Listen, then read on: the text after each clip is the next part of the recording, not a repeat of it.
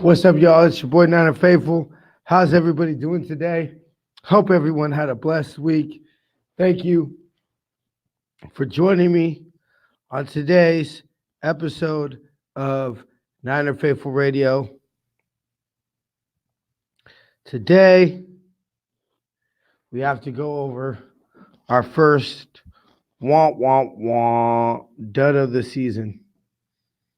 I think it's a pretty severe dud. But before we get started with that today, I would like to remind everybody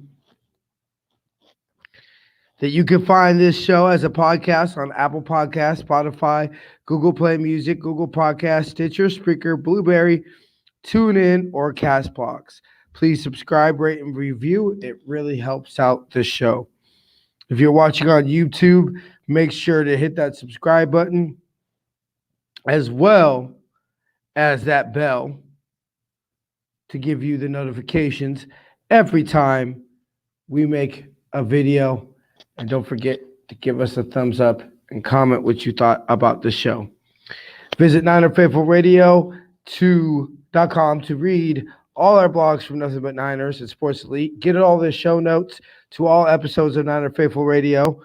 Listen to all our interviews with former players, as well as see all our advertising and sponsorship packages.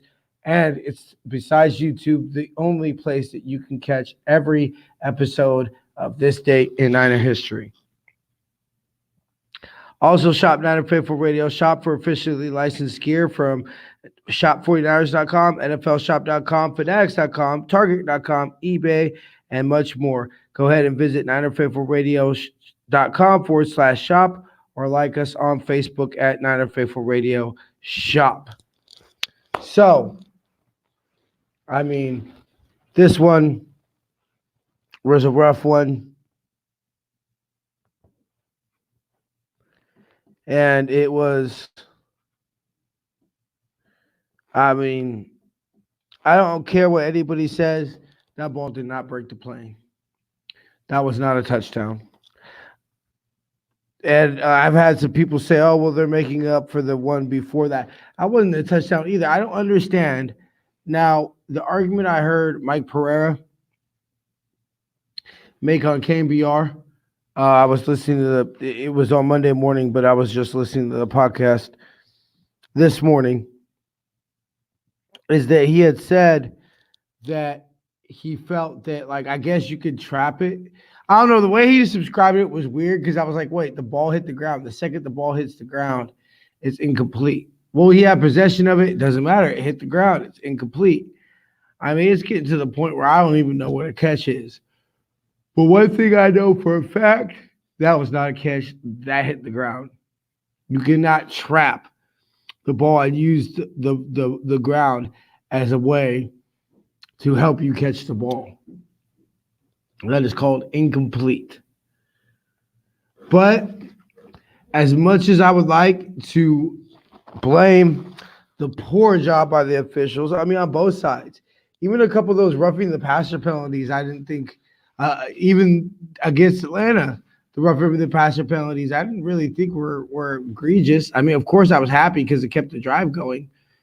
But, even those, I was just kind of like, really? I don't know what you're really supposed to do at that point. And these poor players, because they got to be so frustrated, because these are huge plays. These are the plays, difference between winning and losing games, making the playoffs and not making the playoffs. And it's just like, oh. And I'm sorry, Matt Breida didn't fumble. I thought forward momentum was stopped, and it clearly should have been blown dead. The whistle should have blown, and that was not a fumble. But after all that said, we should have not been in this position where we lost a game like this.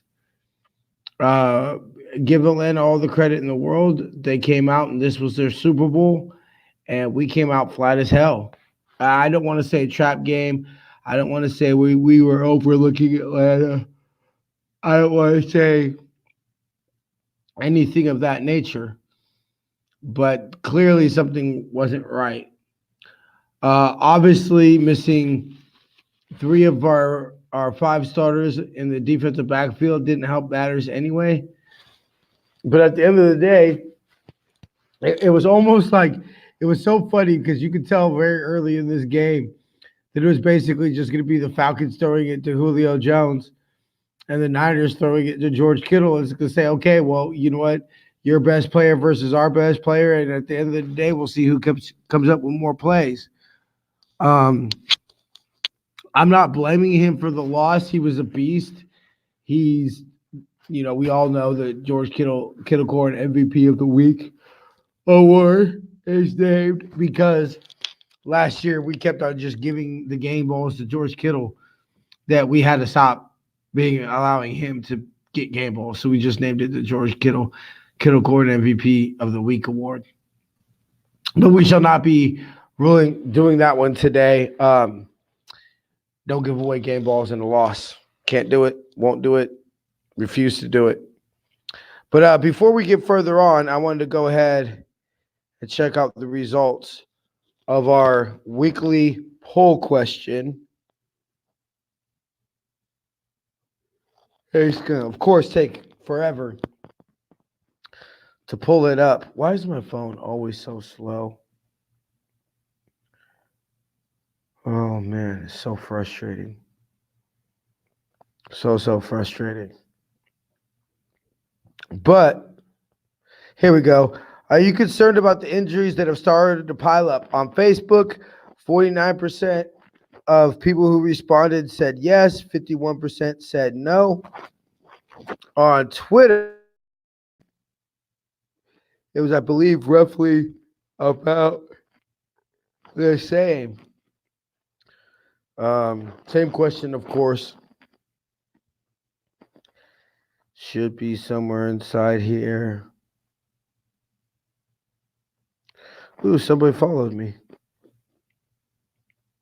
Nice. I feel special.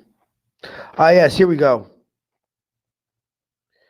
68% said yes, 32% said no on Facebook. I mean, I think it's, although besides missing, a kilo for a good chunk of the season, most of the injuries have been on the offensive side of the ball. I think now that we are starting to see them on the defensive side of the ball, and that's honestly starting to take its wear and tear. There is a trickle down effect that not that many people are aware of that happens when you lose even your depth players. That means your starters got to play a little bit longer, and it definitely affects everything that happens. But overall, I'm not concerned. We still control our own destiny. Of course, we win the next two games. Nothing matters. We're the number one seed, and it's CU divisional round weekend. If we don't, and then, it's CU wild card. And if we can't win these last two games, then you know what? We don't deserve to win the division, and we don't deserve to have the number one seed. And that's why I love football is, of course, people like myself, we make it our job to analyze these things until they're blue in the face. But the coolest part about football is, hey, everything plays itself out. Come Saturday and Sunday, these things will play themselves out. Saturday, in a sense, is almost like a meaningless game itself. There is no way that we can go into week 17 already out of the division race. Now, there are ways that we could make it very highly unlikely that we would get the number one seed, but oh, my comments aren't up. I was wondering why nobody was saying hi. Oh my God. Stupid antivirus thing. Oh my God. Anyway.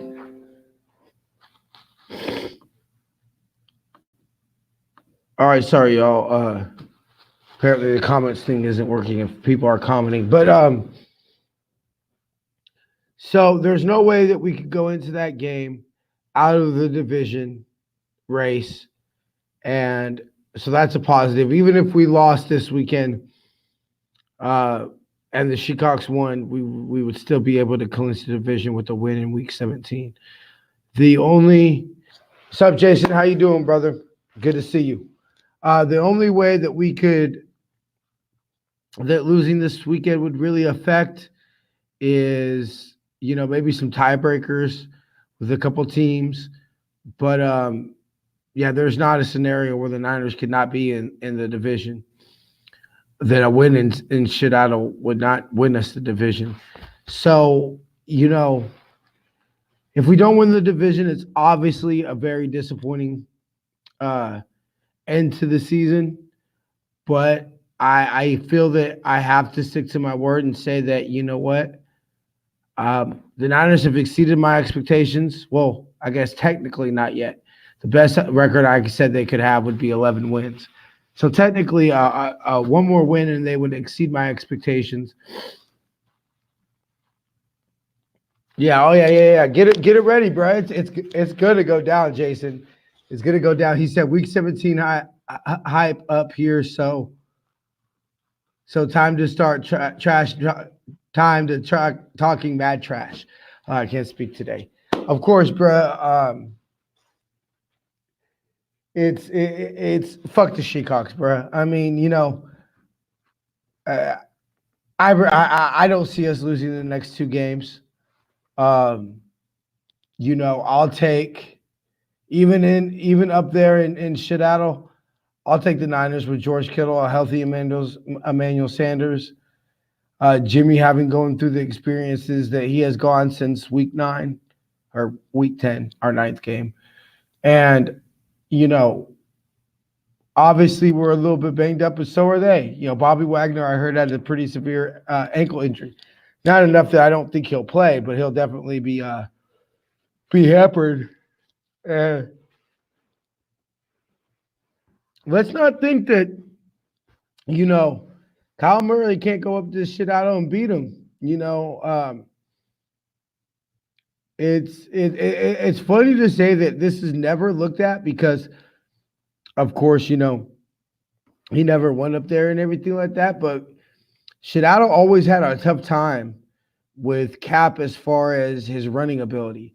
Cap was always able to run on them. The problem was as far as the passing game was concerned. But Cap was able to look at the NFC Championship game in the fourth quarter. Cap's legs were the reason that we were in the position to win the game at the end. So, with Kyler Murray, don't underestimate the fact that he's a running quarterback, and they essentially run the same defense we do. Don't underestimate that. But we're going to go ahead and cut this broadcast short. I have some business to handle, of course. Like always, running your own company is very time consuming. But I'd like to thank everybody for listening this week. I shall see y'all next week. Till then, faith, love, and happiness. Go Niners. Beat LA. Beat LA. Let's get it done, baby.